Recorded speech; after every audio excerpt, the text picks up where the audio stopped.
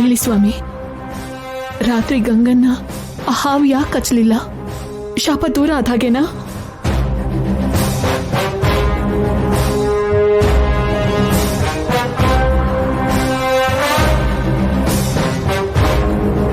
ಯಾಕೆ ಸ್ವಾಮಿ ಮೌನವಾಗಿದ್ದೀರಾ?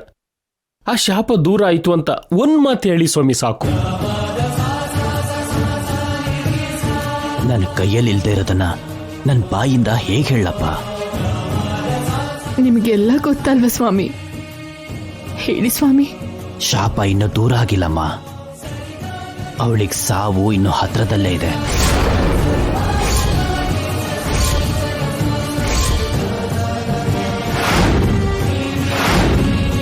ಮತ್ತೆ ಹಾವು? ಅದು ವಿರಾಮ.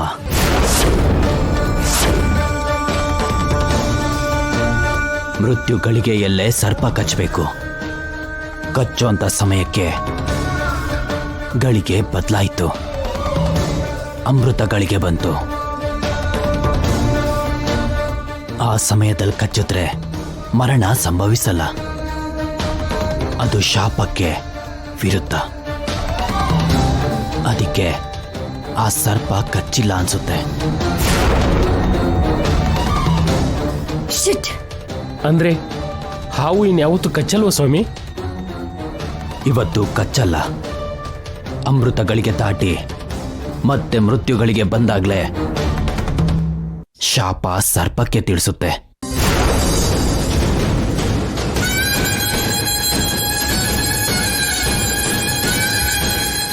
ಇವತ್ತು ಗಂಗಾಗೆ ಏನೂ ಆಗಲ್ವ ಸ್ವಾಮಿ? ಹೇಳಕ್ಕಾಗಲ್ಲ ತಾಯಿ. ಅವಳಿಗೆ ಶಾಪ ಮಾತ್ರನೇ ಶತ್ರು ಅಲ್ಲ. ಅಪಾಯ ಯಾವ ರೂಪದಲ್ಲಾದ್ರೂ ಬರ್ಬೋದು.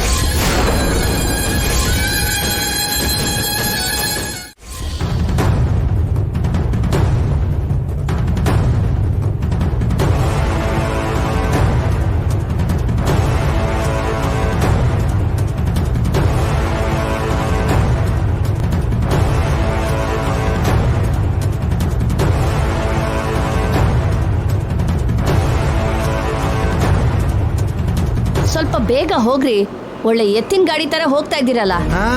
ಈ ಹಳ್ಳಿ ರೋಡಲ್ಲಿ ಇದಕ್ಕಿಂತ ಸ್ಪೀಡ್ ಹೋದ್ರೆ ಅಳಿಮಯ್ಯ ತರಿಸಿರೋ ಆಂಬುಲೆನ್ಸ್ ನಾವು ಹತ್ಬೇಕಾಗಿ ಬರುತ್ತೆ. ಗಂಗನ್ ನಾವು ಹೊಲಕ್ ಕಳಿಸ್ತಾ ಇದ್ರೆ ನಿತ್ಯನೇ ನಮ್ಮನ್ನ ಆಂಬ್ಯುಲೆನ್ಸ್ ಹತ್ತಿಸ್ತಾಳೆ. ಯಾಕೆ ಭಯ? ನಾವು ಮನೆ ಹೋಗೋ ಅಷ್ಟರಲ್ಲಿ ಗಂಗಾನೇ ನಮ್ಮ ಎದುರಿಗೆ ಬರ್ತಾಳೆ ನೋಡು.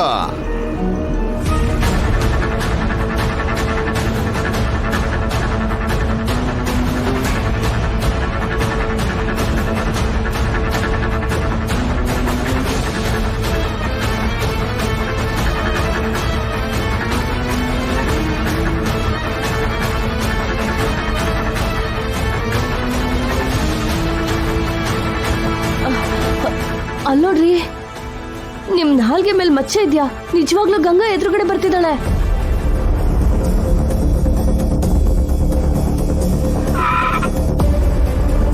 ಹೇಳಿಲ್ವಾ? ನೋಡಿದ್ಯಾ ಮತ್ತೆ?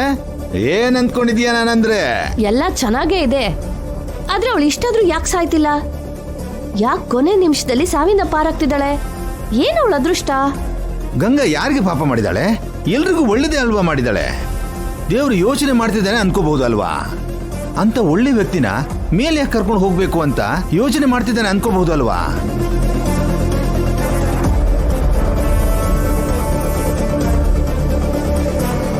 ಗಂಗಾ ಇರುವೆ ಕೂಡ ಹಾನಿ ಮಾಡಿಲ್ವೇ?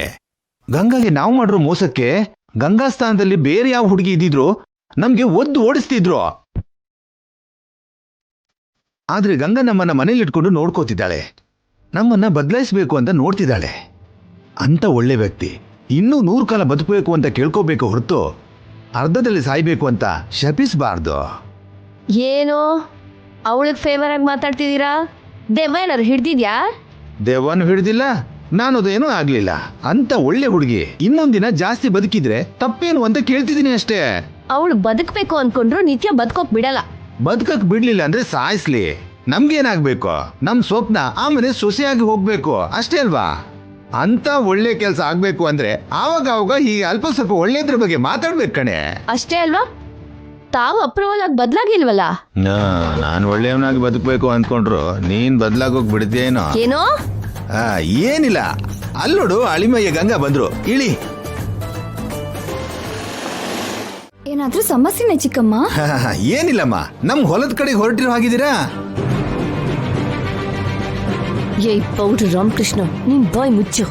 ನಾವು ಹೊಲಕ್ಕೆ ಹೋಗ್ತಿದೀವಿ ಅಂತ ನಿಮಗೆ ಹೇಗೆ ಗೊತ್ತು ಮಾವ? ಅಂದ್ರೆ ನಂಗೆ ಈ ಮಧ್ಯೆ ಕಾಲವಾಗಿರೋ ಕಾಲಜ್ಞಾನಿ ಮೈ ಮೇಲೆ ಬರ್ತಿದ್ದಾರೆ ಅಳಿಮಯ್ಯ. ಏನು ಕಾಲಜ್ಞಾನಿಗಳು ಮೈ ಮೇಲೆ ಬರ್ತಿದಾರ ಚಿಕ್ಕಪ್ಪ? ಅಂದ್ರೆ ಯಾವಾಗ್ಲೂ ಅಲ್ಲಮ್ಮ, ಆವಾಗ ಇವಾಗ ಕಾಲಜ್ಞಾನಿ ಮೈ ಮೇಲಿದಾರಾ? ಇದ್ರೆ ಗಂಗನಿಗೆ ಹೆಣ್ಮಗು ಹುಟ್ಟುತ್ತೋ ಗಂಡ್ಮಗು ಹುಟ್ಟುತ್ತೋ ಹೇಳಿ? ಅಲ್ಲಿವರೆಗೂ ಅವಳೇ ಇರಲ್ಲ. ಏನ್ ಚಿಕ್ಕಪ್ಪ? ಏನಿಲ್ಲ, ಗಂಡ್ ಮಗು ಹೆಣ್ಮಗು ಇಬ್ರು ಹುಡ್ತಾರಮ್ಮ. ನಾನ್ ಹೇಳಿದ್ದೆ ಅಲ್ವರಿ, ನಮ್ಗೆ ಅವಳಿ ಜವಳಿ ಹುಡ್ತಾರಂತೆ. ಮಾವ, ನೀವ್ ಹೇಳಿದ್ ನಿಜ ಆದ್ರೆ ನೀವ್ ಕೇಳಿದ್ ಕೊಡಿಸ್ತೀನಿ. ನನ್ ಮಗಳನ್ನ ಮದುವೆ ಮಾಡ್ಕೊ ಅಳಿಮಯ್ಯ.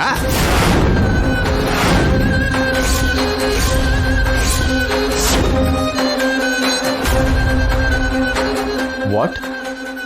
ಸುಮ್ನೆ ತಮಾಷೆ ಮಾಡಿದ್ರು ಕಣೋ. ಕಾಲಜ್ಞಾನನೂ ಇಲ್ಲ, ಮಣ್ಣು ಇಲ್ಲ. ನಮ್ ಹೊಲ ಈ ಕಡೆನೆ ಅಲ್ವಾ, ಅದಕ್ಕೆ ಹೊಲಕ್ ಹೋಗ್ತಿದ್ದೀರಾ ಅಂತ ಕೇಳಿದಾರಷ್ಟೇ, ಅಲ್ವೇನ್ರಿ? ಅಷ್ಟೇ ಅಲ್ವಾ? ನೀವು ನಮ್ ಜೊತೆ ಹೊಲಕ್ ಬರ್ಬೋದಲ್ವ ಮಾವ? ಅದನ್ನ ನೀನ್ ಬೇರೆ ಹೇಳ್ಬೇಕು ಅಳಿಮಯ್ಯ. ನೀನ್ ಹೇಳಿಲ್ಲ ಅಂದ್ರೂ ಬರ್ತೀವಿ, ಇದು ಅವಳ ಆರ್ಡ್ರು.